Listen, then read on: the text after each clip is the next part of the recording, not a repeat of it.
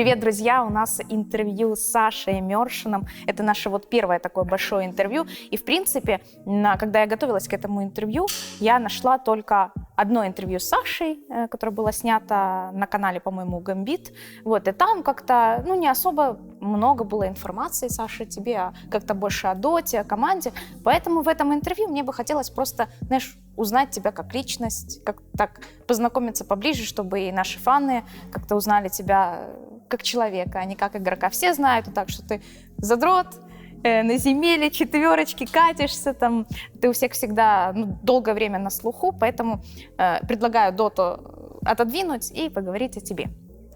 С чего хочешь начать? Наверное, не любишь о себе рассказывать. Да мне на самом деле, у меня не особо интересная жизнь, чтобы ее как-то рассказывать. Хорошо, давай о твоей не особо интересной жизни. Сначала, как все началось? С чего ты начал играть?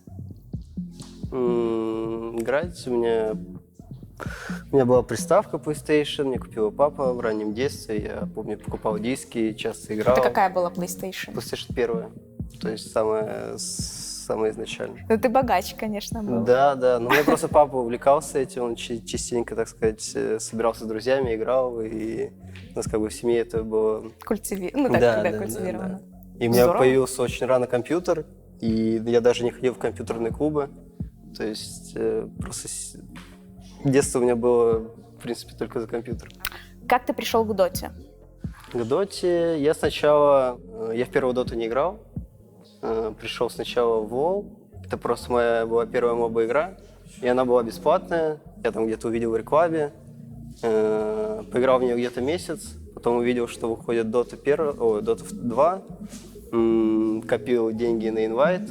Купил себе инвайт. А сколько они? Они где-то $50, по-моему, стоили ключи. 500 рублей вроде как. Я помню, их продавали. Да. Я купил, и мне очень понравилось, потому что там совсем другая графика была, она мне больше как-то по душе. Слушай, так она же, я помню эту первую версию, она же вообще еле-еле, там, во-первых, сколько там героев было, штук 20. Да, там очень мало героев было. Но, с другой стороны, было проще научиться, потому что, когда у тебя мало героев, все-таки как-то проще. А ты тогда смотрел International? Конечно. То есть, ты пришел с International до этого времени или после? Нет, после второго International, скорее всего. Второго? Я знал, что такое первый International, но где-то пришел в доту, когда был второй. Угу. Ты упомянул, что папа твой геймер, он до сих пор геймер? Да, в PlayStation играет иногда. А во что сейчас? Наверняка знаешь. В Call of Duty играет, там, в Sniper Elite, там всякую такую. Очень шутеры. Да. Он следит за твоей карьерой? Конечно. В доте насколько глубоко он понимает вообще, что происходит? Ничего не понимает. Уже прикольно. Есть такое, что ты делишься с папой там? Я вообще не особо люблю говорить так сказать, о прошедших матчах и так далее. То есть я не особо это... Слушай, а когда есть какая-то такая ситуация, с которой тебе трудно разобраться, это может быть, в игре, даже может быть в жизни, ты вообще с кем об этом говоришь? Я просто знаю, что такое интроверты, и интроверты вообще в принципе не говорят, но может быть у тебя как-то по-другому. Да нет, в принципе, ни с кем не разговариваю. Хорошо, что твои родители думают о том, где ты сейчас? Да, гордятся, как и все родители, то есть они следят, болеют, то есть все как у всех. С какого момента Дота начала приносить тебе доход? Что-то в районе 10 тысяч рублей. У меня была какая-то там зарплата, я помню, писал какую-то подписку, чтобы мне полетели зарплаты. Это где? Это была организация Мегалада, или что-то так она когда называлась. Это мои первые деньги они принесли. Прикольно. Куда потратил? Купил себе из одежды что-то вроде как. Ты покупаешь в Стиме? Да. На что ты потратил за последнее время больше всего денег? На компедию, конечно же. Сколько ты донатил? Так, давай, последний посчитаем. У меня 1200 уровень. То есть, я не помню, сколько я сейчас. Я тоже не специалист. больше 20 тысяч рублей. Подожди, у меня 100-й уровень, и это стоило баксов 70, по-моему. Мгм. Ага, нормально так потратился. Тебе вот в последнем сундуке выпало что-то? Да, все выпало. Легенка выпала. Не, этот сундук я не открывал, последний не открывал. Мне там не понравились вещи. Немножко про личную жизнь. Вот как ты проводишь свободное время свое? Мгм. Вот представим, что ты не играешь в свободное время в доту или в игры. Чем ты занимаешься? Провожу время с девушкой как-то. Так, у тебя есть девушка? Да. Здорово. Как давно вы вместе? Со школы, где-то лет 7 уже там. 7 лет, ничего себе. Ну, не 7, а 6. Шесть. 6. Это я переборщил. Здорово. Вы живете вместе? Нет, пока что нет. Она играет? Она следит, да, немного играет. Когда я начал играть, она тоже начала играть. Как бы.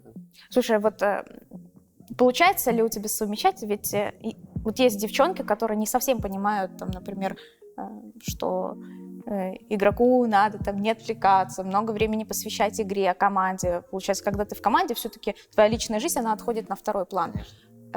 Как девушка? Мы слишком давно вместе, и мы как бы уже это обговорили между собой. Я когда только начинал, хотел чего-то добиться, я вообще практически из дома не выходил. И где-то полгода мы могли там, условно, даже недели 2 не видеться или месяц. То есть я сидел, играл, и для нее это было нормально, потому что она поняла, ради чего я это делаю. То есть с этим проблем вообще нет.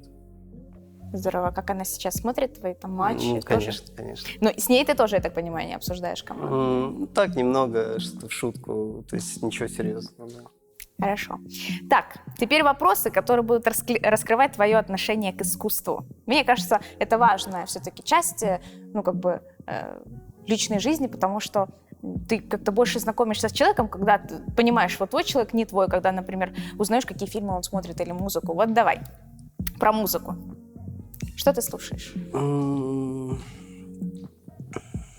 Так, я, если честно, не особо люблю слушать музыку, то есть я такой человек, что не особо получаю удовольствие от музыки, но как-то недавно познакомился с джазом, мне понравился джаз. Рэп, я как-то раньше слушал, но мне сейчас как бы не очень нравится. В принципе, все. Еще Элвиса Пресли послушал в последнее время, вообще очень круто. Необычно. Хорошо, знаешь, как считается, что есть там визуалы, аудиалы, кто по-разному воспринимает вообще внешний мир. То есть одному, например, он кайфует от музыки, а другому оно, в принципе, не надо. Поэтому тут такая история. Фильмы, сериалы, YouTube, Twitch, что ты больше всего любишь смотреть? Так, больше всего, что я смотрю, это реплеи. То есть, честно, я не особо... Я раньше смотрел Twitch, мне там интересно Лоха был и так далее, я там как-то увлекался этим. Сейчас это мне как-то неинтересно. Если я смотрю игры в Доте, только в Доте, там какие-то реплеи, записи и так далее, YouTube. На Ютубе тоже особо в последнее время не сижу, то есть только Дота. Фильмы, сериал, какой я смотрел сериал? Вот этот... «Последний танец», который вышел документальный от Netflix. Про Майкла Джордана. Да, вот его Вот здорово. Ты знаешь, я тоже посмотрела, мне показалось, что многим нужно игрокам почерпнуть у Майкла Джордана и каких-то качеств, наверное, конечно. лидерских. Он очень трудолюбив был, да. Он для тебя пример? Нет, я больше... Как сказать, я же суппорт, я больше отдаю, чем там беру на себя какие-то обязанности. Да, но ты стал капитаном. В этом плане да, но именно в игре, то есть я там Пиппин был, я больше как бы Пиппин, чем Джордан. Угу. Хорошо, вернемся к искусству. Значит, фильмы. Про Twitch. Вот ты сказала то, что смотрела Лоху. Сейчас как-то на Твиче профессиональные игроки очень мало стримят. Как-то раньше было много. Соло, конечно, он тогда еще, это я прям про старые времена, Соло, конечно, тогда еще, наверное, не был таким прям супер-про, как сейчас, но у него были очень веселые стримы. Алоха тот же, там... Дред, конечно. Дред, да. Как-то мне кажется, что раньше было немножко веселее, чем сейчас. Да, скорее всего, да. Как-то стримы Дреда я помню, очень любил, когда они раньше стримили, это вообще для меня было веселье, это было очень смешно. Согласна. В Доте из игроков у тебя есть, ну, не то чтобы кумир, но человек, которым ты восхищаешься? Да, Джерекс. Он сейчас ушел из доты. Мне стало грустно даже, что я не смогу посмотреть его реплей, потому что, ну, этот игрок, не знаю, если там кто-то чуть разбирается в доте и смотрел его реплей, он не похож ни на одного и вообще, ну, очень сильно выделяется из всех. То есть он, ну, был лучшим и, так сказать, ушел из доты. И закрепился как лучший. Это... Вот что его выделяет на фоне других игроков? Но он делает просто неординарные вещи в игре. Он там может на тине там просто бегать как-то. В общем, он... Не по шаблону, типа. Да, он делает не по шаблону, он выделяется из всех. И, ну, он, ну, если смотреть реплей, то он очень, ну, так сказать, умный игрок.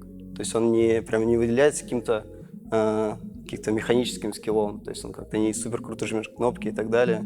Он как-то именно придумывает много вещей в игре, которые другие люди до этого даже не додумываются. Да, здорово. А команда есть, которая вот сейчас... Какая команда сейчас тебя больше всего восхищает? Ну, сейчас всех выигрывает Secret, но на самом деле Secret мне не особо нравится. А почему?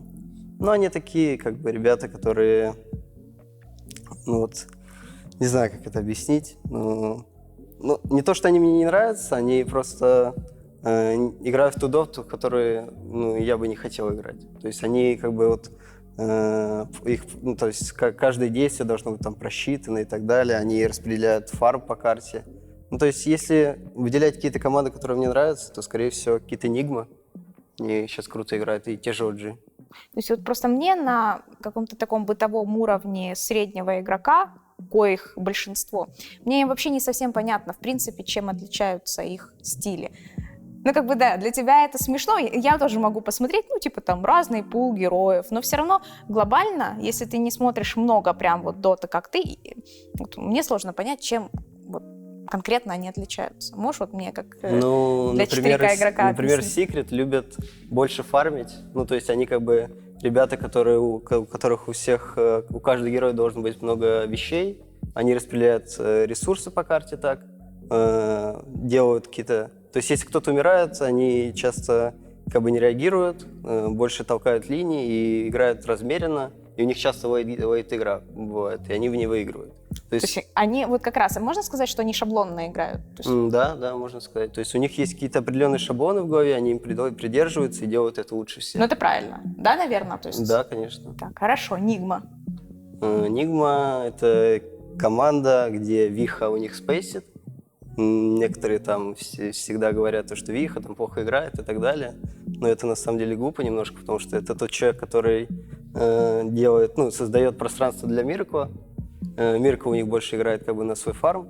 То есть, условно, в Secret там и Матумба, и Ниша, они как бы распределяют вместе ресурсы. А Виха, наоборот, отдает больше Мираклу. Миракл как бы выигрывает игру. Фармит. Да, методично фармит, выигрывает игру, а все остальные, так сказать, подстраиваются под него. То есть Виха — это у них как свежее мясо, да? Ну, да.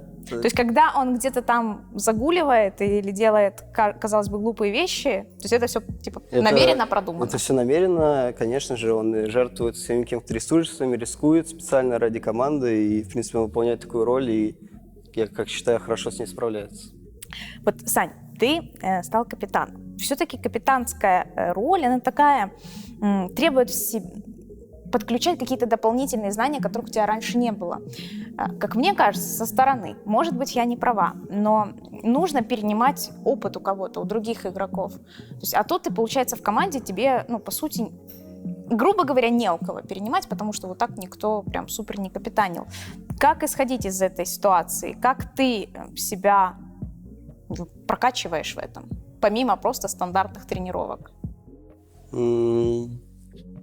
Или еще к этому не пришел, а я тут уже понарассказывал, нужно перенимать опыт. Там. Но Паша довольно... Ну, я часто у него какие-то моменты, он мне подсказывает и так далее, я у него много черпаю, скажем так. Ну, а в принципе, просто это немного другая роль, с которой нужно... Ну, я еще, так сказать, не до конца сам разобрался, что мне нужно именно делать, так что... Ты знаешь, вот некоторые люди, ну, я, например, ставлю себе какие-то цели на год. Там, например, на 5 лет, на год, на полгода, 3 месяца. Вот у тебя есть нечто подобное? Если да, то что это? Давай мы исключим, если это и есть, то мы исключим International, Aegis, это стандартная история. Вот чего бы тебе вообще хотелось в ближайшее время достичь? Ну, стать хорошей командой, которая будет выделяться, ну, которая будет не похожа на всех, скажем так. Хороший — это тоже понятие абстрактное. Ну, Давай. Топ. Войти в топ такой-то, например. Это уже более конкретно. ну, стать тир-1 командой на уровне Secret, там, Nigma и так далее. То есть и сделать это как-то по-особенному. То есть не просто повторить, то есть создать что-то свое. Возможно, как-то более агрессивно стать играть в доту. То есть сейчас мы более, так сказать, ищем все это, все перерабатываем в голове. То есть как мы хотим играть. Но сейчас пока что так, да. В начале интервью я сказала о том, что хочу поговорить больше о тебе и поменьше о доте, но оно вот как-то просто... Есть вещи, которые ты не можешь вот отделить, например, где-то тебя от дота, потому что интересно узнать именно твое видение на некоторые вещи. Поэтому, ребята, да, я обещала без доты, но вот извините, так получается. Ребят, спасибо, что смотрели это интервью. Я надеюсь, оно вам понравилось. Если есть что-то, что вы бы еще хотели узнать о Саше, о его личной жизни, про дот, ну, вообще о чем хотите, можете писать в комментариях. У нас впереди еще будет влог с буткемпа, и я обязательно задам, если будут какие-то интересные вопросы. Поэтому пишите, комментируйте. Есть еще что-то, что бы ты хотел вдруг сказать? Ты знаешь, там, вспомнил, ах, Янка, хотел еще добавить? К сожалению, нет.